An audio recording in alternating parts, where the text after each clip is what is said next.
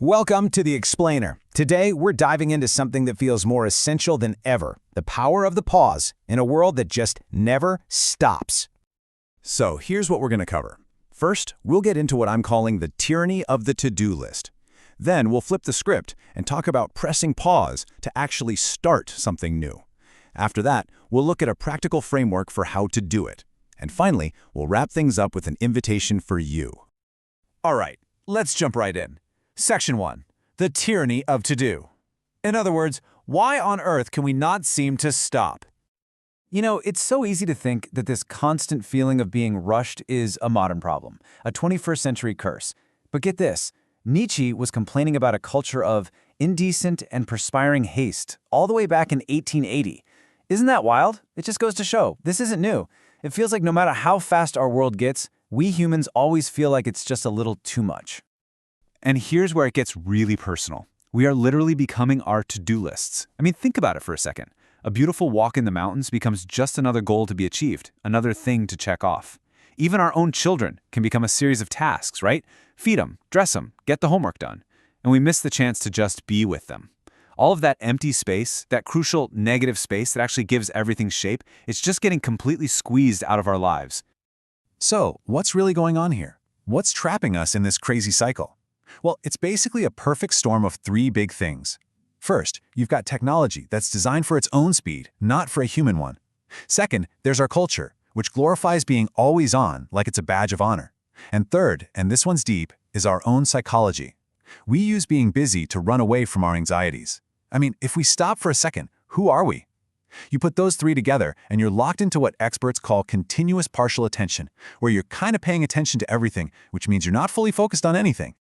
And the cost of all this relentless motion, it isn't always that dramatic, explosive burnout you hear about. That's real, and it's awful for sure, but what's often more common, more insidious, is this: slow, suffocating smolder. The source material calls it a death by 1,000 meetings. It's this quiet fading where we slowly just learn to live with less of ourselves.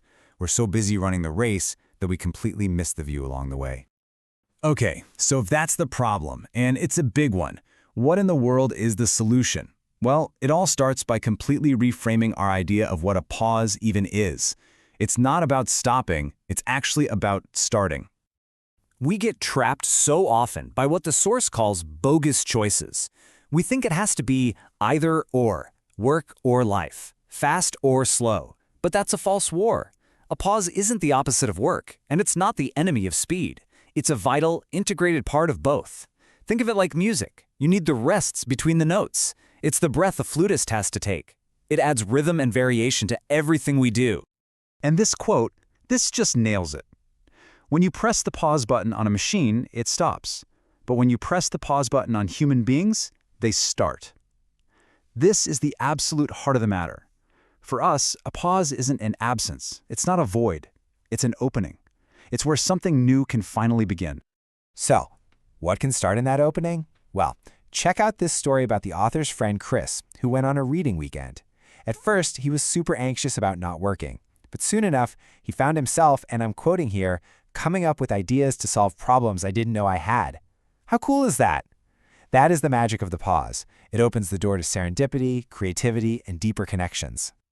Okay, so now that we get the why behind pausing, let's get into the how. This section is all about a really clear three-tiered framework for actually integrating pauses into our lives, from the tiny to the life-changing. So this framework breaks it all down into three really accessible levels. We're going to start small, with daily habits. Then we'll level up to designing intentional, periodic breaks. And finally, we'll look at the big picture, how to weave the idea of a pause into the very culture of our lives so it becomes a natural, automatic rhythm. And the amazing thing is just how simple it is to start. We are talking micro habits here, like taking just one breath before you respond to that email. That little gap breaks the reactive cycle. Or a 5-minute walk around the block can totally shift your mental state. My personal favorite, though, is this idea of counting to 1. Before you walk into a room or a meeting, just pause. 1. That's it. It's like the low bar at a Zen temple that makes you bow, forcing you to be mindful of how you enter the space. A tiny check-in that makes a huge difference. Okay, so from those small habits, we can scale up to the next level, designed pauses. And Bill Gates is famous for his Think Weeks, where he retreats to a remote cabin to disconnect and think what the source calls long thoughts. This is all about intentionally stepping out of the everyday grind to access a different kind of consciousness, one where you can finally see the patterns you always miss when you're in the thick of it. But here's the key. A successful design pause isn't just a vacation with a different name. It has principles. You go in with an open intention, not a rigid to-do list. You use the power of place. Nature and beauty are huge catalysts. You have to set firm boundaries around being connected. And you create just a few simple rules, like at that reading weekend, to create a kind of container for improvisation and discovery. It's about designing an empty space, not a packed timetable. Now, to really embed pausing into our lives for good, we need to think culturally. And that starts with his brilliant concept called pace layers. It's the simple recognition that everything doesn't and shouldn't move at the same speed, right? Fashion moves super fast. Commerce has yearly cycles. And nature, well, nature moves at a geological pace. Our lives are a composition of all these different rhythms. So we can borrow or even create cultural practices that honor these different paces. Maybe it's a weekly digital Sabbath to disconnect from technology, or it could be embracing a tradition like the Spanish sobremesa, that wonderful, unhurried time spent talking at the table long after the meal is finished. These rituals build regular, automatic pauses right into the fabric of our lives. So, after all of this, what is the single most important idea to take away?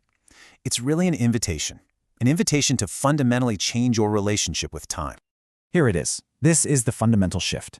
We are all taught to treat time like a scarce commodity, something to be managed, optimized, and hacked.